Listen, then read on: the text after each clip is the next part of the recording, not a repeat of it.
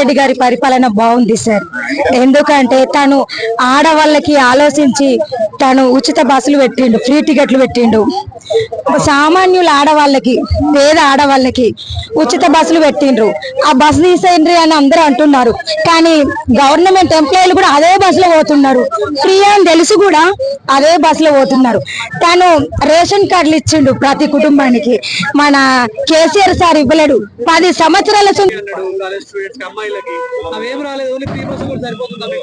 Sir ఒక్కొక్కటి అమలు చేస్తున్నారు సార్. మనం అనంగానే పుట్టంగానే పెరగం సార్, మనం పుట్టంగానే పెరగం, అనంగానే ఏది కాదు. ఒక్కొక్కటి మార్చుకోవాలి. ఒక్కొక్కటి తన ఒక స్టేట్ లెవెల్ లో చేస్తున్నాడు, ఒక్కొక్కటి దాని అభివృద్ధిని చేస్తున్నాడు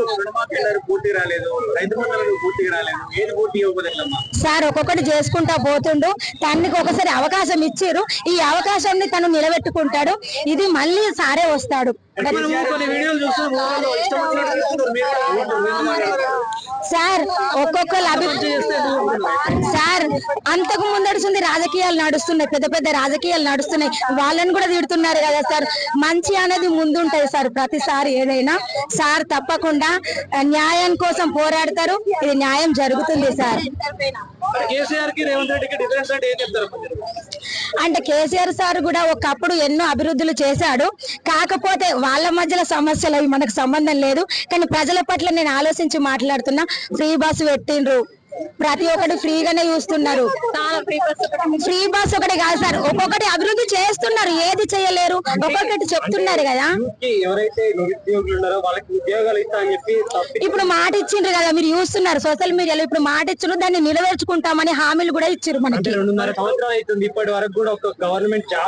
అంటే కొన్ని ఇగో అన్ని రాజకీయ పార్టీల వాళ్ళు ఇదే చెప్తున్నారు, మన ప్రజలకు నచ్చాలి, ప్రజలలో ఉండాలి. ఎవరికి రేవంత్ రెడ్డి గారు అయితే ఇప్పుడైతే చేస్తున్నారు, ఒక్కొక్కటైతే తను చేస్తున్నారు కదా మేడం.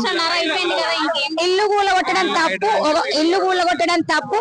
అది కూలగొట్టే ముందు ఆలోచించి వాళ్ళకు కూడా ఏదైనా హెల్ప్ చేయాలి మేడం. దీనికైతే ఎవరైనా ఖండిస్తాం. ముందే చెప్పాలి కదా, అంటే నోటీస్ పంపించాలి కదా డైరెక్ట్ గా. అవును, అది తప్పే మేడం.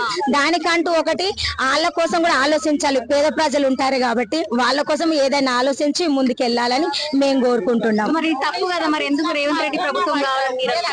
మేము ఎందుకంటే ఒక్కొక్కటి అభివృద్ధి చేస్తాం, మమ్మల్ని నమ్మండి. దీనికి కూడా మేము ఇంకా మీకు అవకాశం ఇస్తున్నాం అనగానే సరిపోదు, మమ్మల్ని కూడా ఒకసారి ఆలోచించండి అంటున్నారు. కాబట్టి ఎందుకు నమ్ముతున్నారు అంతగానం రేవంత్ రెడ్డి గారు? అంటే నేను చూస్తున్నా, ఈ రాజకీయం చూస్తున్నా, ఆ రాజకీయం చూస్తున్నా.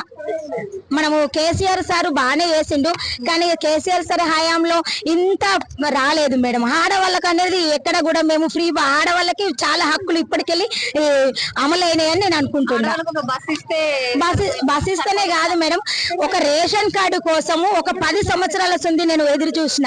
అదే రేషన్ కార్డు వచ్చిందని మాకే కాదు, నాలాంటి పేద ప్రజలకు చాలా మందికి వచ్చింది రేషన్ కార్డు. రోడ్డు మీద పడుతున్నారు కదా, పేద ప్రజలకు అది వాళ్ళది చూసుకోవాలి మేడం. ఎందుకంటే మనకు సంబంధం లేని ఇష్యూ అది. ప్రజలే కదా, ప్రజలకు ఒకటి ఏదన్నా కల్పించాలని అయితే మేమైతే కోరుకుంటాం మేడం.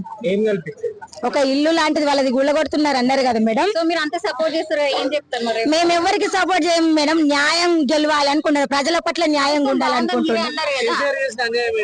కేసీఆర్ చేసిన అన్యాయం ఏం లేదు, కాకపోతే మాకంటూ కొన్ని హక్కులు అయితే నేను ఇప్పుడు చూస్తున్నా. నాకు తెలిసిన హయాంలో ఇప్పుడైతే చూస్తున్నా సార్. మేము చూస్తున్నాం ఇప్పుడైతే. రేవంత్ రెడ్డి గవర్నమెంట్ బాగుందండి.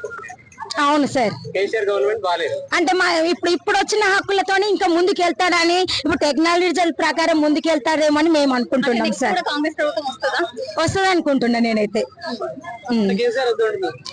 అయ్యో మరి వాళ్ళది అది ప్రజలు గెలిపించాలి సార్. నాకేం తెలియదు, ప్రజలలో ఉంది. మనం అన్నయ్యని కాదు, ప్రజల పట్ల ప్రజల అవగాహన సార్. Okay, thank you.